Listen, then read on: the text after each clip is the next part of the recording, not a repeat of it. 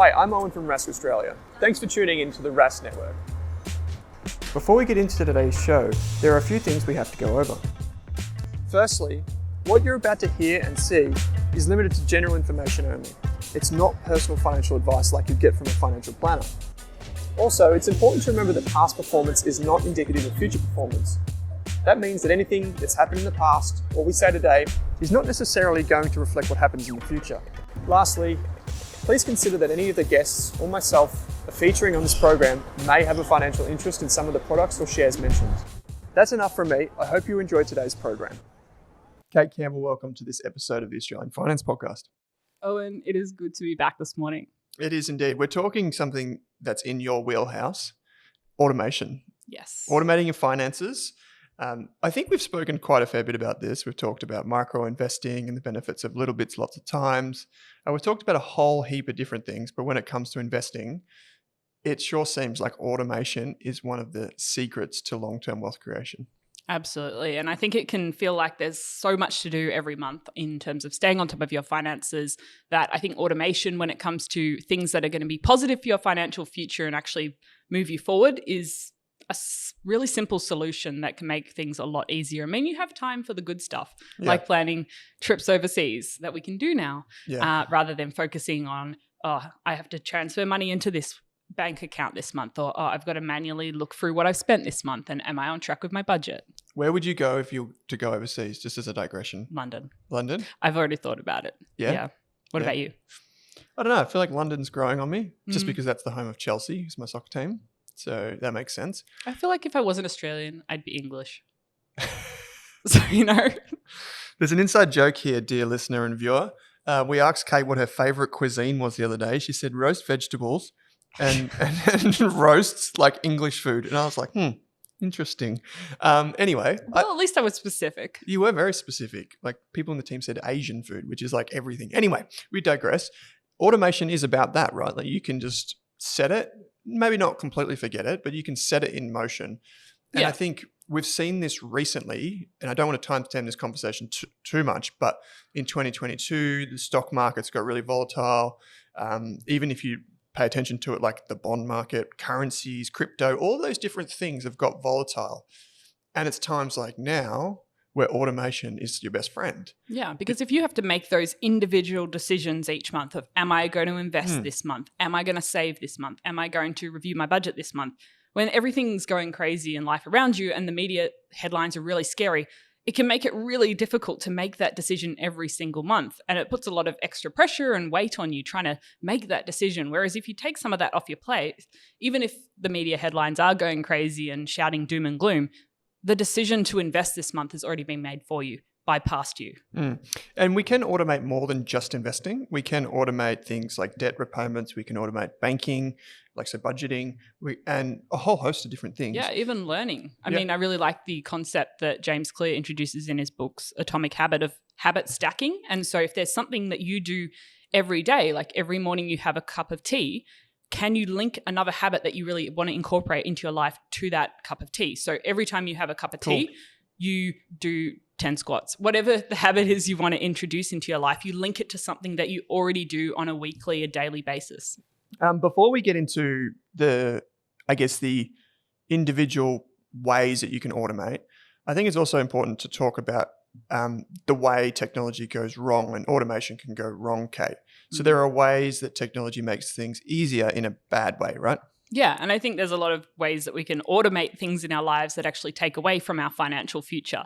Think of those Netflix subscriptions, having Apple Pay set up so easily on your phone that you don't even have to think before you make a spending decision that's potentially not very intentional. Even having, if you're not thinking about your credit card and just the minimum payments going each month when you might be in a position to pay off more and reduce that balance. So there's a lot of things that we might have set and forget in the background that actually taking away from our financial future. So they're things that I would reduce the automation on and actually think of, is there a better way to do this? Even like bills each year, there's a lot of times when you can negotiate your home loan or you can find a better rate on your energy or electricity bills. But if that's just completely automated and you don't think about it, then you might be missing out on some savings. Yeah. So basically what we want to do is we want to put friction in front of the things that are not good for us. Yeah. And we want to make it easier for the things that are good for us. And how do we know the difference? Well, we've got a long-term goal or a medium-term goal, whatever moves us faster towards that goal. If something is taking us away from that, what Nir Eyal would say, distraction versus traction. Yeah. And so we want to focus on the things that give us traction towards our goals and make them as easy as possible. Yeah. And you can even automate ways to think about those things that are taking you away from your financial goals. So if it's a quarterly reminder in your calendar to review your automated bills and see if you can find a better rate, or to review your super or something like that, you've actually got those. You can use automation to help in those situations where something might like you've got to pay the bill, but there might be a better rate. So you can automate a process to actually look for better deals. Yep. Cool. All right, let's get into these automation tips and tricks. So the first one is budget like a boss. Budgeting sounds like a really obvious target for automation because it's something that not a lot of people want to do. How could you do it differently rather than spending time in a spreadsheet?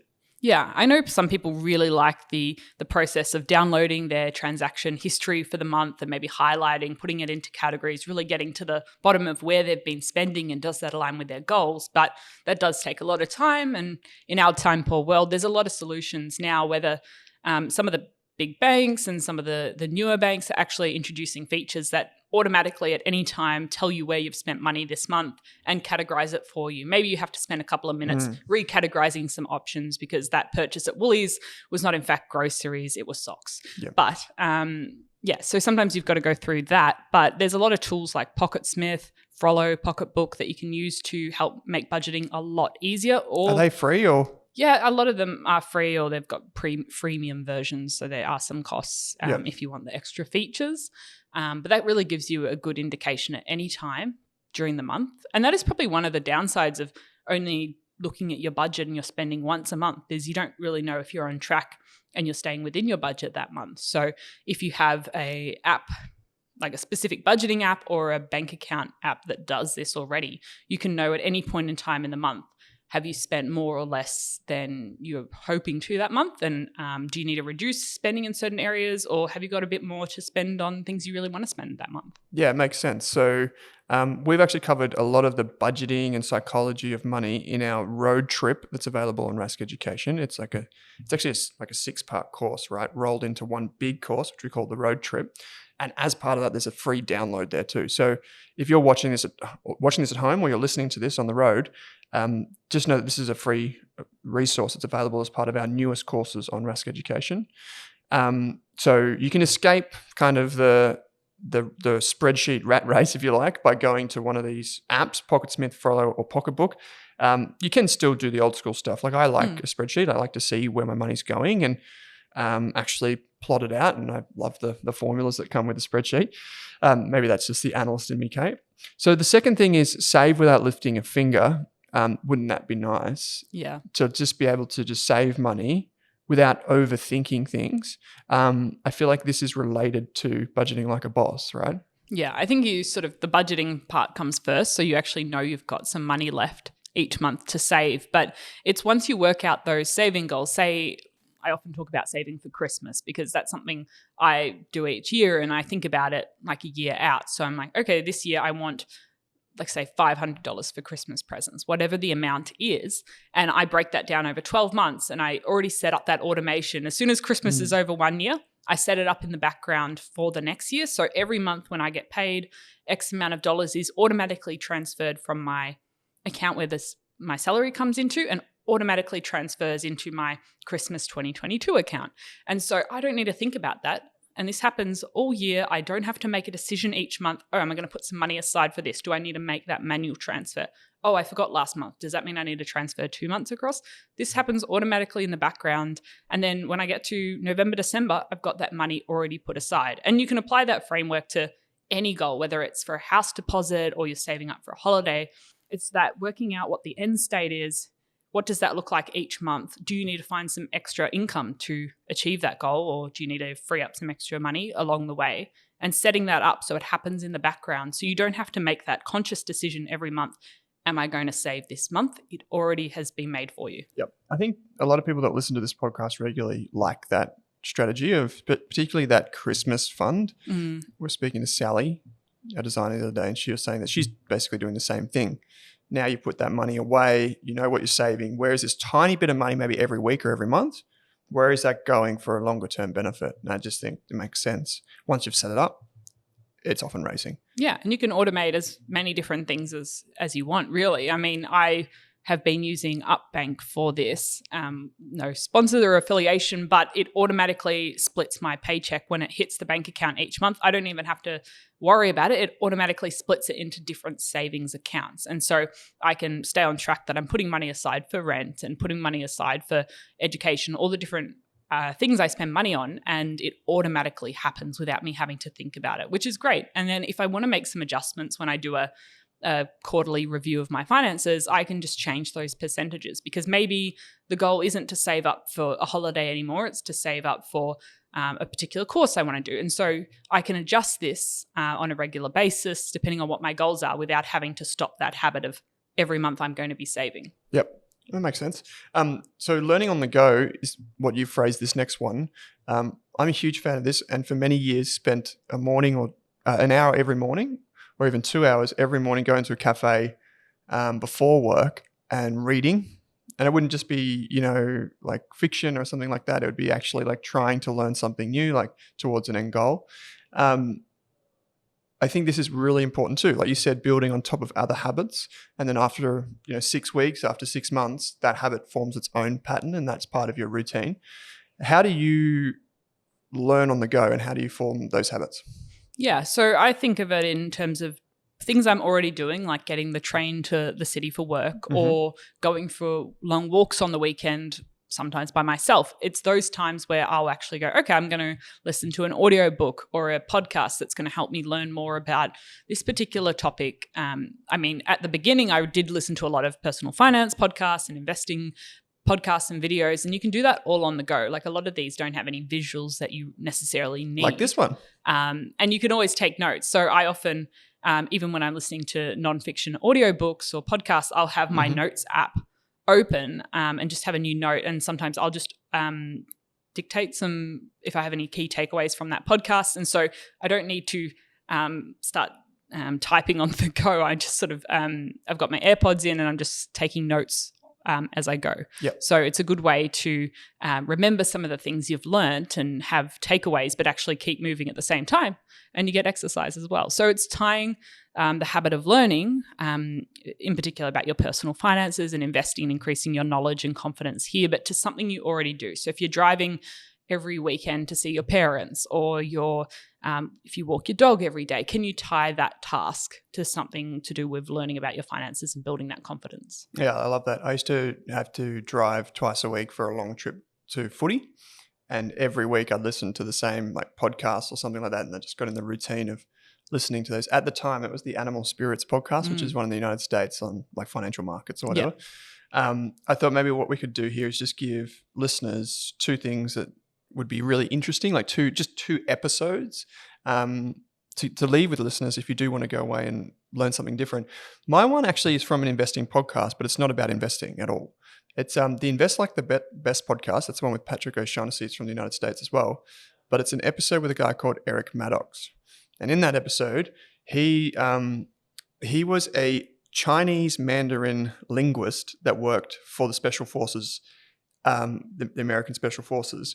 But he was one of the people that totally overhauled all of the interrogation techniques in the Middle East. So when it changed from, really brutal, like totally unjust types of interrogation, he was the one of them that led the new wave of interrogating people. And what I got from that episode was it's just like he talks about the different levels of listening and how you can persuade people only once you get to a certain level of listening. And I feel like as a skill to learn, that's like foundational. So I love that. Yeah, it's interesting. I have gotten into the habit of actually just listening to one particular podcast for months on end, one particular like podcast channel, because it's that overwhelm when you come to your podcast app or any other source of media of trying to decide, okay, well, what do I actually listen to? So I find that if you pick one and you go, okay, for the next 3 months, I'm just going to listen to episodes from this podcast, and then I'll switch it to another one. After that, it's a lot. It takes away that decision making. So when I go for my walk, I'm not going, okay, I've got I'm subscribed to 100 different podcasts. Where do I even start? So it can be a good way to really get to know one particular person and their guests and the way they do things, and then obviously mixing it up by moving around. But I really like, I've probably mentioned before, but while I've been going on long runs, is listening to episodes of the Tim Ferriss podcast, because they're over an hour generally, sometimes 2 or 3 hours. And there's a really interesting one with General Stanley McChrystal, which is on risk, and it's really different perspective. He's from the American military, and he talks about risk in a lot of different frameworks. And so I think when we're investing, it gives a good perspective on thinking about the way you look at risk. And I bought his book. I haven't read it yet, but I'll let listeners know if it's good once I get to it. I love that.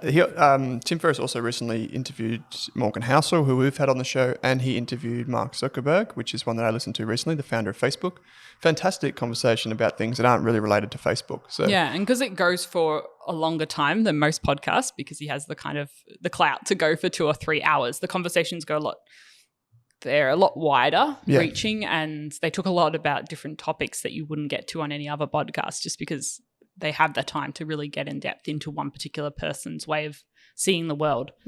Fascinating. Okay, so we got basically 2 more things here to go, Kate, in this automation episode. So investing for your future. Again, we'll come back to investing as a positive thing. So investing is long-term focused, and we want to remove as much friction here as we can. So I guess, why automate investing? How do we do it? Yeah, so wanting to take advantage of compound interest by investing on a regular basis for a longer period of time. So instead of thinking you have to make the decision on when you invest everything right now and you can't change it, you can actually just split this into a monthly thing. So every month you invest a small amount of money, and you just make this a regular habit. And you can automate this by whether it's a broker that can automatically invest for you depending on what you've set up, whether it's a robo-advisor, whether it's micro-investing, whether it's just having an automated transfer of money to a particular savings account that's linked to your brokerage account, and then having a calendar reminder every couple of months to invest that money. As much as you can take that friction away from it, then having to make that decision every month of, okay, am I investing this month? What am I going to invest in? Try and take away that friction as much as possible, because when times are scary, the market's volatile, and then you're suddenly second guessing yourself and going, okay, do I actually want to invest this month? What should I do? You don't want to be thinking about that every single month. No, you don't. And I think the more you can automate this part of it, the better, because we know that there are so many powerful behavioral biases against us when it comes to investing. Not so much like saving. There are some there, but they're different.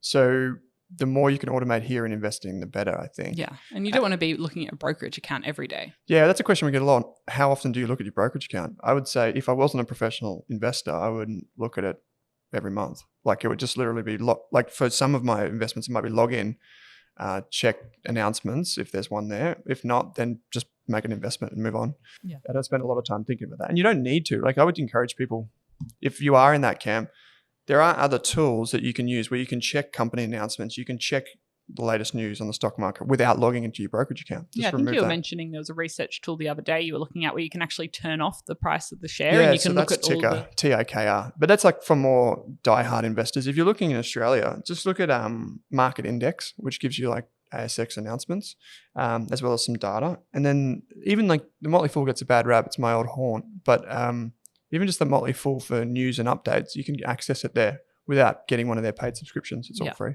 So the last one is probably, Kate, I would say for most people that want to be hands-off with their money, and are just thinking, okay, and this is probably for people too that are like 40 years old plus and thinking, I don't really care too much about building a big portfolio outside of superannuation. I'm happy for it to be built inside super. This is really important for them. Superstars are born here is your title. What is this automation hack? Yeah. So firstly, this is less of the automation, but putting a regular reminder in your calendar, maybe 2 times, 4 times a year, to actually check in with your super, make sure your employer's actually been paying it, check what fees have been charged, check if your insurances are still appropriate to your situation, if you have them, check you're still in the right option for you. So I think that's more of a, like, I don't think super should be entirely set and forget, because there's been many circumstances in the past where people have found out, like, after 3 years, their employer hasn't paid their super for 3 years because, one, that the onus is on the employer, but I do think it's really important for your own financial future that you check in For sure. at least sort of quarterly or half yearly. And it's gone up to 10% of your income now. So that's good. It's quite a substantial amount. Okay, so that's more of the admin side of things. But secondly, you can automate money into your super or make it a regular habit. So whether you can get your employer to set up a salary sacrifice arrangement for you, you could... Which you have to normally talk to your finance department or even maybe the HR team might have more information on that. Yeah, there'll be a form. Yeah. Whether that's a pre or post tax contribution, you could set up a regular direct debit. Some super funds will allow you to set up a direct debit arrangement into the fund. I sort of have myself a reminder to go in and make a BPay payment each month, so I can do that manually at a time I choose, but I just sort of, when I get paid, that's my signal to myself to make that contribution. So it's not entirely automated, but I've got that habit connected to it. So the habit of getting paid is when I make that contribution to super. Yep. So there are ways you can automate this and put more money into your super fund, knowing that it is going to be a long-term, very, very long-term investment for many of our listeners who are in their 20s and 30s. Yeah, it's for most people, it is locked away for quite an extended period of time. Unless the government dips their Winnie the Pooh fingers into the honeypot and says, you can use it for housing, you can use it for this, you can use it for that. Yeah. It's going to be in there for life. So MoneySmart have some really good calculators to just look at the impact of $20 a week extra into your super and how much of an impact that has over a 40, 50-year time horizon, which is what most of us are going to be looking at when it comes to our super. For most people too, you can get a really healthy amount of insurance inside super. So instead of holding your income protection, life insurance and TPD, you can hold those insurances inside super. Super pays it. You pay it out of your balance. And that's what I've done. And we talked about this in the money and budgeting course on Rask Education. That's what I do. So I bump up those so that's my protection. But there are certain T's and C's. You should always read the PDS and insurance guide. But if you do that, I would encourage you to also bump up your contribution. So I just make a BPay contribution. I think it's like $20 a week or something that goes in to cover the extra cost of the insurance so that my extra insurance cost isn't eating away at my savings. Yeah. And you could even tie this habit to when you get a bonus or when you get a pay rise, that is the moment when you review potentially adding some extra to your super or to your other investments or to paying down debt or something like that. Yep. Cool. Okay. So Kate, just to recap, we've got budgeting like a boss, setting up your budgets, using some of these apps. It's where you should start. We've got the Rask Road Trip there, which you can access on Rask Education as part of our free course. It's got downloadables and everything. It's just amazing. Saving without lifting a finger. I think this is important. Your Christmas fund is a really good one. Everyone benefits from that, so thank you. Learn on the go. You've mentioned the Tim Ferriss podcast. I mentioned one from Invest Like the Best. It can be anything. Tie that to another habit. You've got investing for your future. Basically just automate this positive part of your life, whether it's just into a brokerage account or whether you use a broker that can do it for you, robo-advice, whatever, even a managed fund. Finally, super. We all know this is important. It's a massive part of our life. And if we're a PAYG, an employee, we get paid regardless, so you may as well think about it. Kate, so how do you, maybe just at the end of the show, how do you think about automation and what are some of the things that you do that have been really positive for you? Yeah, I think as the years have gone by and I've become more confident with my finances and how I've set everything up, it is not something I want to think about every day. And I've got lots of other things I want to learn and discover in life. So I don't want to be spending every day thinking about where is my money, where's it going. So for me, it's setting up a monthly review of my spending. It's using a bank that allows me at any time to see how much I'm spending that month and actually telling me, am I spending more or less than this time last month? So that's quite an interesting feature.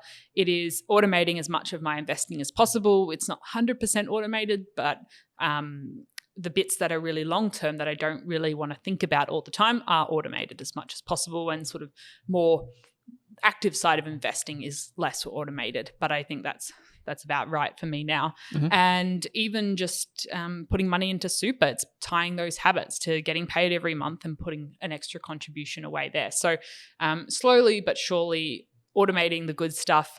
I probably am someone that needs to work a bit more on adding a bit more friction to the bad stuff. There's been a few too many subscriptions going on for a while now, and Apple Pay has certainly meant that my spending's a little bit less intentional than I would like. So that's probably something I have to bring myself to terms with maybe turning off.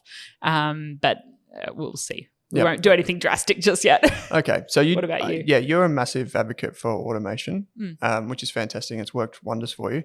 I used to be bigger at automation than I am now, simply because my circumstances have changed. But I would say automating into the cash brokerage account is a really easy thing to do. So what I mean by that is like when you have your brokerage account, if your linked bank account, just automating money to go in there. Like for me, my pay over the years has been irregular. So I would do it, like I would say if I get paid around this time, so I don't know for sure when, it would be like 2 days after that, it sends the money across automatically.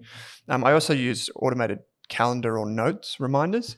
I don't use the voice to type or whatever that is, like the dictation type stuff like you do, but I use it every now and again. Since I've started investing though, and I'm just going to call out one broker in particular. We are sponsored by this broker, but it's just the feature that I'm talking about, which is Pearler. I think the best thing about Pearler, and I said this to them, is their automated investment, because it's super easy. You can do it with a robo-advisor as well, like SixPark, StockSpot, the list goes on, InvestSmart, all of them you can do it with as well. But that I think is just really neat, because in the past I would have to transfer $1,000 in, then log in, then press buy. And I'd have to set a reminder for myself, where now it does it. And my spendings are basically always automated just into 2 accounts. There's like the bills that aren't due this month, so that would be like bills that are like anytime over the next year. And then there's the main spending account, which is for things that are going to pop up this month, because you don't want to get dishonor fees and all that sort of stuff if you're running really close to the line all the time. And finally, whenever I do anything to do with like direct debits or any type of payments, I always use my debit card. The reason for that is if I ever want to cancel, I can just cut it and they all stop. Whereas if you do direct debit, it automatically goes to the bank account and you've got to manually go in and turn it off, which is okay. It's just a little bit annoying. I prefer it all on the card. So then I know whenever my card runs out every 4 years, there's going to be some detoxing that happens automatically. So it'll be like, your subscription for blah, blah, blah. And I'll be like, what? Yeah. And then all your friends that are using your Netflix login get a rude shock. Yeah. They're like, hey man, you need to pay the bill. Well, I'll tell you what, mate, get your own one. So mine are more like very simple stuff. One thing that I'm going to incorporate more in the future, I also do the super thing, which you mentioned, but one thing I'm definitely going to incorporate in the future is dollar cost averaging into managed funds as well. I haven't done that. Like I haven't set up a recurring payment. So I want to do that as well. Yeah, I just think we make so many decisions on a regular basis that if we can reduce some of the friction on the stuff that's actually going to help us in the future, we should. Like we don't need to think about what we invest in today or if we save money this month. We should just make those decisions that are right for us and let them go until we need to review them. And that takes a lot less stress than having to think every month, am I going to invest this month? What am I going to invest in? What day should I invest on? I agree. Kate, we talked a lot about automation. If anyone wants to get in touch, they can jump into the Facebook community, the Rask Australia Facebook community, share your automation tips there. We will call them out in any of the episodes that come up in the future, because we are big fans of this. So please give us your ideas. I know there are so many of them out there that we haven't even clued onto yet. So please share them with us. Maybe we can do a roundup at the end of the year. And as always, people can get in touch with us by emailing us podcast@rask.com.au and find us on all the socials. Yeah, absolutely. Cool. Kate, as always, thanks for joining me. Thanks for listening.